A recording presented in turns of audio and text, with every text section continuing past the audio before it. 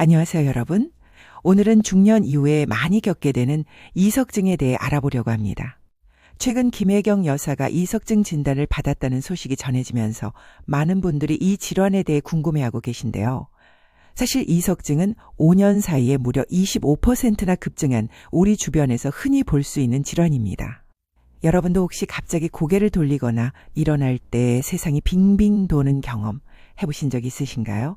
그렇다면 오늘 영상 꼭 끝까지 봐주세요. 이석증, 정확한 의학 용어로는 양성돌발성 체위성 현운이라고 한자어로 풀어보면 귀 안에 돌이 떨어진 증상이에요. 우리 귀 속 깊은 곳, 뇌에는 평형을 담당하는 전정기관이 있습니다.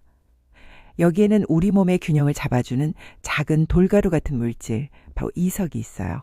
문제는 이 이석이 제자리를 이탈해서 반고리관이라는 곳으로 들어가면서 시작됩니다. 머리를 움직일 때마다 이 이석들이 반고리관 안에서 움직이면서 우리 뇌에 잘못된 신호를 보내는 거죠. 그래서 실제로는 가만히 있는데도 세상이 빙글빙글 도는 것처럼 느껴지는 겁니다. 마치 롤러코스터를 탄 것처럼 말이죠. 이석증의 가장 대표적인 증상은 고개를 돌리거나 일어나거나 누울 때 갑자기 세상이 빙글빙글 도는 느낌이 듭니다. 보통 1분 이내로 짧게 나타나지만 그 순간은 정말 괴롭습니다. 심한 어지럼증 때문에 속이 메스껍고 토할 것 같은 느낌이 들 수 있습니다. 제대로 걷기 힘들고 비틀거릴 수 있습니다. 눈이 본인의 의지와 상관없이 떨리는 증상도 나타날 수 있습니다. 이석증은 단순히 불편한 것을 넘어서 일상생활을 크게 위협할 수 있습니다. 갑자기 어지러워서 넘어지면 골절이나 머리 부상으로 이어질 수 있고요.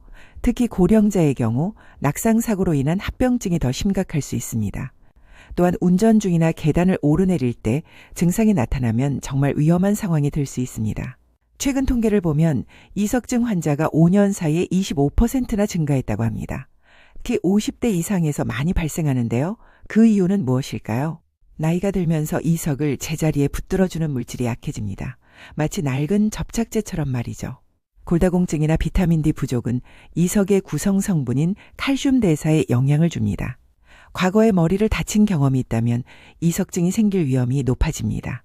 입원이나 수술 후 오래 누워 있었던 경우에도 발생할 수 있습니다. 만성적인 스트레스와 수면 부족도 원인이 될 수 있습니다. 여성의 경우는 폐경 후 호르몬 변화도 이석증 발생과 관련이 있다는 연구가 있습니다. 이석증이 의심된다면 이비인후과를 방문하시면 됩니다. 의사 선생님이 딕스 홀파이크 검사라는 것을 하는데요.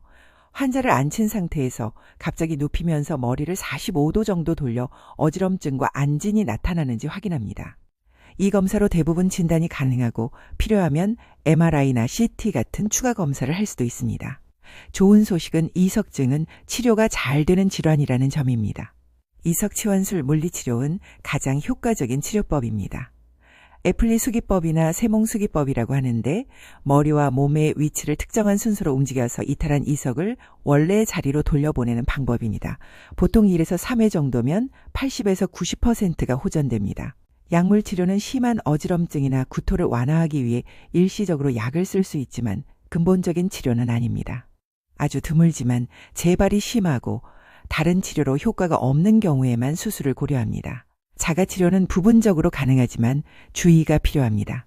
애플리 기법이 가장 널리 알려진 이석증 자가치료법입니다. 하지만 처음에는 반드시 병원 진단이 우선입니다. 어느 귀에 이석이 빠졌는지 모른다면 집에서 자가치료하다 악화시킬 수 있어서 병원에서 물리치료사의 도움을 받아 애플리법을 시행하는 것이 좋습니다. 이유는 왼쪽 오른쪽 어느 귀인지 확인 필요하고 후반고리관, 전반고리관 등 어느 부위인지 파악 필요합니다. 이석증이 아닌 다른 질환일 가능성 배제할 수 없습니다.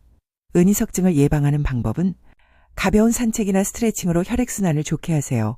특히 목 스트레칭이 도움이 됩니다. 우유, 치즈, 멸치, 브로콜리 같은 칼슘이 풍부한 음식을 드시고 햇볕을 적당히 쬐어 비타민 D를 합성하세요.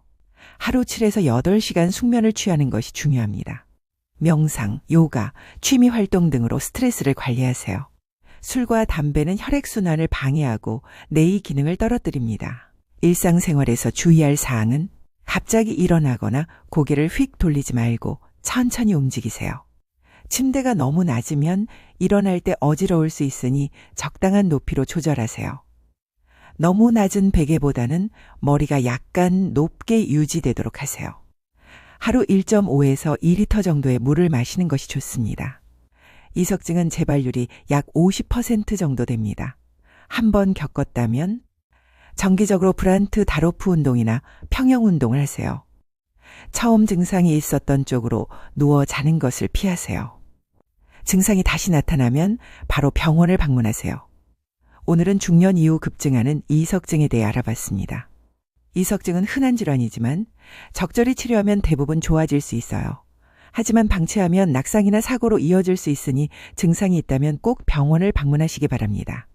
평소에 규칙적인 운동과 충분한 영양 섭취, 스트레스 관리로 예방하는 것도 잊지 마세요.